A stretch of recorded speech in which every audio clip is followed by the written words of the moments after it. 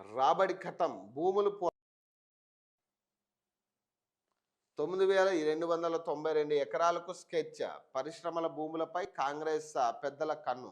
మల్టీయూజ్ జోన్లుగా పారిశ్రామిక వాడల ప్రభుత్వ ప్రభుత్వం ఇష్టారాజ్యంగా భూములను అమ్ముతున్నది.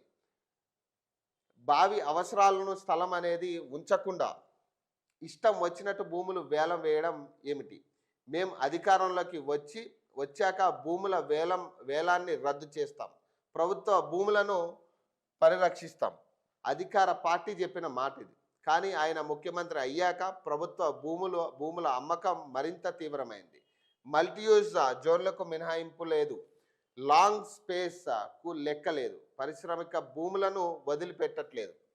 ఎక్కడ జాగా కనిపించినా ఎడపెడ అమ్మేయడమే. సో ప్రభుత్వ భూములకు సంబంధించి వేలం వేస్తున్నారనేది ఇదొక వార్త. సో దీనికి సంబంధించిన భూముల రిజిస్ట్రేషన్ విలువల్లో 30% చెల్లిస్తే చాలు, ఇతర అవసరాలకు వినియోగించుకునేలా మార్పు. నగరంలో 9,292 ఎకరాలు గుర్తించిన ప్రభుత్వం వేల కోట్లు దండుకునేలా కీలక నేతలు ప్లాన్ అంట.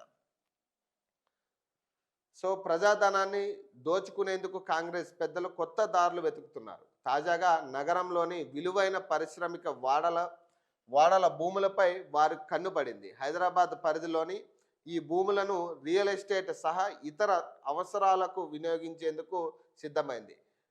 పరిశ్రమలకు కేటాయించిన భూములను ఇతర అవసరాలకు వినియోగిస్తే ఆ కేటాయింపు రద్దవుతుందని దన్న నిబంధనలు ఉన్నా వాటిని పట్టించుకోకుండా భూమి వినియోగ మార్పిడికి పావులు కదుపుతున్నది. పారిశ్రామిక వాడలను మల్టీయూజ్ జోన్లుగా మార్చాలని నిర్ణయించింది. ఇందుకోసం ఏకంగా HILTP Hyderabad industrial lands transformation policy పేరుతో ఓ సరికొత్త విధానాన్ని ప్రవేశపెట్టింది.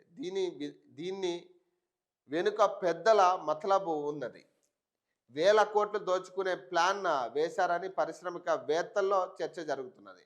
పెట్టుబడులు పరిశ్రమలు రావాలనే లక్ష్యంతో 50 నుంచి 60 ఏండ్ల కిందట ప్రభుత్వ సబ్సిడీ ధరలకు పరిశ్రమలు భూములను కేటాయించింది. దీంతో అప్పట్లో నగర శివారు ప్రాంతాలుగా ఉన్న 22 చోట్ల పారిశ్రామిక వాడలు ఏర్పడ్డాయి. ఎవరి ఇష్టం వాళ్ళది. ఇప్పుడు వీళ్ళు దోచుకు